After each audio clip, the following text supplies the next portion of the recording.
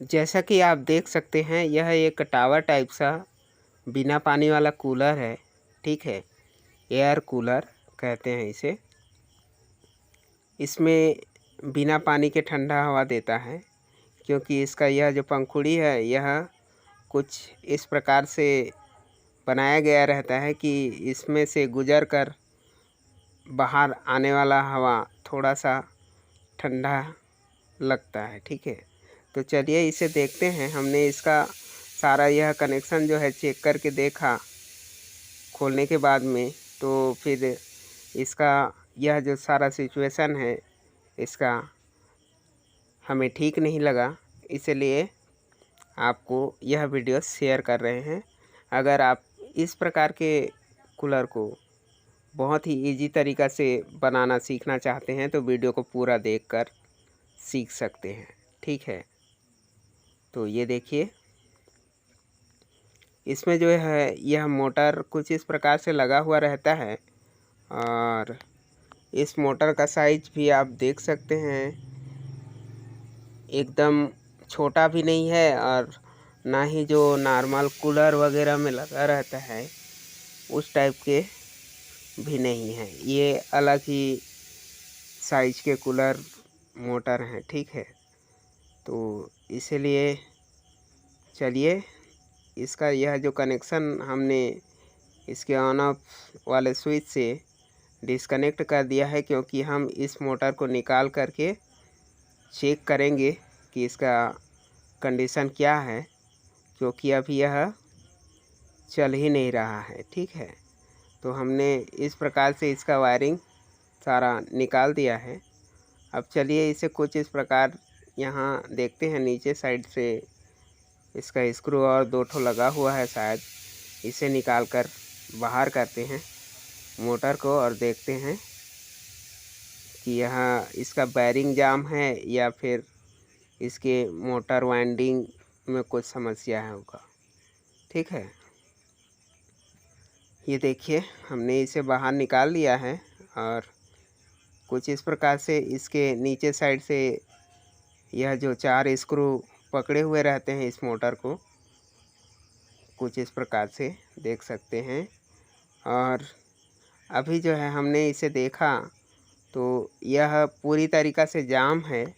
ठीक है, इसका शाफ्ट पूरा जाम हो चुका है और यह वायरिंग सही सलामत है इसके, लेकिन यह मोटर जो है यहाँ से आपको रीडिंग दिखा देते हैं और इस होल से भी देखने से पता चलता है इसके वाइंडिंग का सिचुएशन क्या है। तो हम सबसे पहले आपको इसके रीडिंग को आने वाले इनपुट कॉइल पे जाने वाला सप्लाई, इनपुट सप्लाई, इसके रीडिंग को दिखा देते हैं मीटर में। आप देख सकते हैं कि इसका किसी भी वायर में कोई भी रीडिंग नहीं आ रहा है अभी। ठीक है, इसका मतलब है कि इसमें सप्लाई अंदर नहीं जा रहे हैं, क्योंकि यह मोटर जो है इस होल से देखने पर पता चलता है कि कंप्लीट जल चुका है। ठीक है, ये देख सकते हैं आप भी, अगर आपको दिखाई सही तरीक़ा से दे रहा होगा तो, क्योंकि हमारे कैमरे का क्वालिटी इतना ख़ास नहीं है। सिचुएशन यह है कि इसका मोटर जो है जल चुका है पूरी तरीक़ा से। ठीक है, तो इसका यह पंखुड़ी को मिलान करने के लिए नए वाले जो यह मोटर हम लगाने जा रहे हैं, जो कि ये मोटर है। ठीक है, यह जो मोटर है यह बड़े वाले कूलर में सामान्यतः हम लगाया करते हैं। ठीक है, इसी मोटर को हम आज इसमें सेट करना सिखाएंगे आपको। ठीक है, क्योंकि यह सारा अनमैचिंग जो है साइज का, इसे सेट करना थोड़ा सा पेचीदा काम हो जाता है, इसीलिए वीडियो को पूरा देखिए। और ये देख सकते हैं आप भी इसका जो है साइज कितना अंतर है, यह बड़े कूलर में हम सामान्यतः इस प्रकार के मोटर को लगाया करते हैं। चलिए इसे मैच कराने का प्रयास करते हैं, क्या यह परफेक्ट बैठ पाता है। इसमें लगने के लिए यह पंखुड़ी आसानी से लग जाएंगे, लेकिन इसका जो हाइट है इस में मिलान नहीं हो पाएंगे, तो इसे हमें मिलान करना अनिवार्य हो जाता है। और इसका वायरिंग तो है कलर के हिसाब से आसानी से कर सकते हैं हम, ठीक है। तो कुछ इस प्रकार से हमने इसका एडजस्टमेंट बिठाते हुए इस सोल्डिंग आयरन की मदद से हमने इसमें छेद किया और इस नए वाले मोटर को इसमें बिठा दिए हैं, ठीक है। अब चलिए इस सोल्डिंग आयरन से हमने इसमें 4 होल बनाए इसके हिसाब से और इसे ओके करके बिठा दिए हैं, ठीक है। अब इसका वायरिंग भी जो इसका कलर के हिसाब से पहले कनेक्शन दिया हुआ था सेम उसी तरीक़े से करने होते हैं। तो आइए देखते हैं इसका आगे की जो सेटिंग है उसे, ठीक है, बॉडी में, ठीक है, सही तरीक़ा से यह पंखुड़ी बैठ पाता है या नहीं इसका देखते हैं। यहाँ पर एक बार टेस्टिंग करके देख लेते हैं कि हमें इसमें पंखुड़ी को सही तरीक़ा से लगाने के लिए कितना एडजस्टमेंट करना होगा और, ठीक है। तो देखिए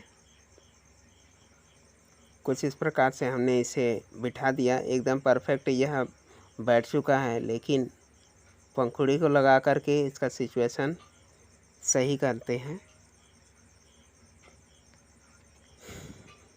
क्योंकि यह जो पहले लगा हुआ मोटर था वह छोटा साइज होने के कारण में इसका पंखुड़ी एकदम सही दिशा में और सही साइज में लग रहा था। और क्योंकि यह मोटर बड़ा है इसीलिए थोड़ा सा इसका मैचिंग कराना तो पड़ेगा ही। तो हम क्या करते हैं कि इसका यह जो पंखुड़ी को रोक कर रखने वाला जो खांचा होता है उसे हम इस ड्रिल के माध्यम से कुछ इस प्रकार से जुगाड़ में इसका खांचे को हम सही तरीक़े से बना लेते हैं। नीचे तक कुछ इस प्रकार से चलाते हुए हमने इसको बना लिया है, आपको केवल दिखा रहे हैं, ठीक है, कि आप भी कुछ इस प्रकार से सावधानीपूर्वक बना सकते हैं, ठीक है, ताकि हम इसके ऊपर जब पंखुड़ी वाले स्क्रू को टाइट करेंगे तो वह आसानी से इसमें बैठे रहेगा, ठीक है। तो चलिए इसे हम इस पंखुड़ी को भी लगा करके आपको दिखा देते हैं कि इसका जो नट है पंखुड़ी को अटकाने के लिए लगाया गया रहता है वह सही साइज में इस पंखुड़ी को टाइट बिठा पाता है या नहीं। यही सब छोटे छोटे अनमैचिंग के काम होते हैं जिन्हें करने में थोड़ा सा समय तो लगता ही है, लेकिन सही तरीक़ा से अगर हो जाए तो बहुत बेहतरीन काम हो जाते हैं, ठीक है। इसके यह जो पंखुड़ी को रोक कर रखने वाला यह बूश यहाँ पे लगा हुआ है, यहाँ पे थोड़ा सा ग्रीसिंग करते हुए हम इसे टाइट कर देते हैं। और देखिए टेम्परेरी हम इसे चला करके देखते हैं तो कुछ इस प्रकार से यह बेहतरीन चल रहा है, कोई भी दिक्कत नहीं है इस पंखुड़ी पे और बहुत ही अच्छा तरीक़ा से यह चल पा रहा है। इसका मतलब है यह जो काम है हमारा यह सक्सेसफुल हो जाएगा। तो चलिए इसके वायरिंग जो इसके ऑन ऑफ स्विच और इसका जो स्विमिंग मोटर है उसका कनेक्शन भी इसमें करेंगे। यह कुछ इस प्रकार से लगेगा जब यह कंप्लीट हो जाएगा तब, ठीक है। तो उसकी वायरिंग भी जैसे पहले हुआ था इसमें कनेक्शन, इसका वायरिंग इस स्विमिंग मोटर का और मेन मोटर का वायरिंग सेम उसी प्रकार से करने होंगे। तो इसमें यह स्विमिंग मोटर का वायर जो है चूहे के माध्यम से पूरा काट दिया गया है, तो इसे भी हम जोड़कर इसे लगाएंगे। ठीक है, तो कंप्लीट, लगभग इसका काम कंप्लीट है, क्योंकि ये देखिए कुछ इस प्रकार से हमने इसमें वायर भी जोड़ दिए हैं और यह फिट होने के लिए तैयार है।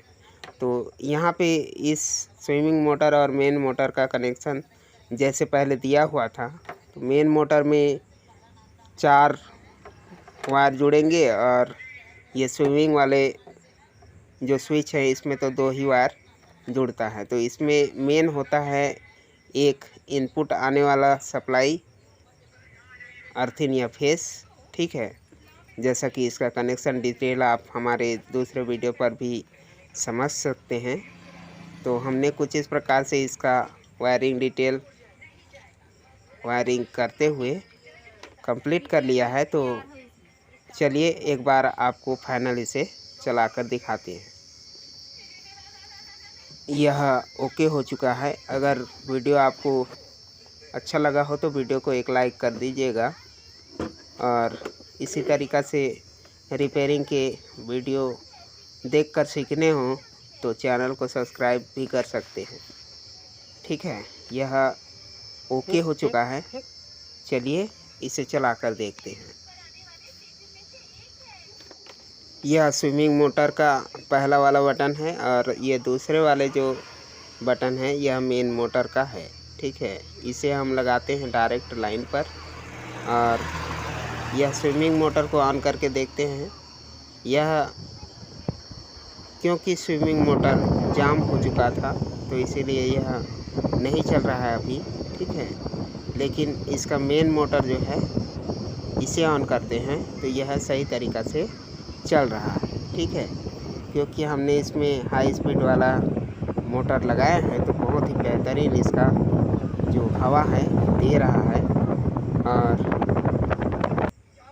यह सारे काम जो है कुछ इस प्रकार से कंप्लीट होते हैं। ठीक है,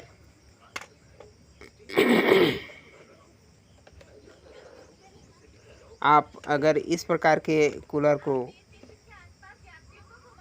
चेक करना चाहें, इसकी मोटर की स्थिति जानना चाहें तो कुछ इस प्रकार से बिना खोले भी जान सकते हैं कि इसका मोटर जो है सही काम कर रहा है या नहीं। क्योंकि इसमें जो है आने वाला रीडिंग मोटर से यह कुछ स्पीड को एडजस्टमेंट करते हुए चेक करते हैं, तो रीडिंग भी अलग अलग टाइप से आते हैं इसमें। ठीक है, तो इससे यह पता चल पाता है कि मोटर तक जाने वाला सप्लाई सही तरीक़ा से जा रहा है और मोटर सही है। ठीक है, ये देखिए कुछ इस प्रकार से आप कंफर्म भी कर सकते हैं कि यह जो सारा मोटर का कनेक्शन वायरिंग है वह सही है या गलत है। तो जैसे जैसे हम इस स्विच को ऑन करते हैं और रीडिंग देखते हैं तो इसमें कुछ ओम्स की रीडिंग हमें दिखाई देता है डिफरेंट वैल्यू पे। ठीक है, आपने हमारे इस वीडियो को पूरा देखा। अगर आपको कुछ जानने सीखने को मिला हो तो वीडियो को एक लाइक करके चैनल को सब्सक्राइब कर सकते हैं और हो सके तो दोस्तों में शेयर कर दीजिए। बहुत बहुत धन्यवाद आपको।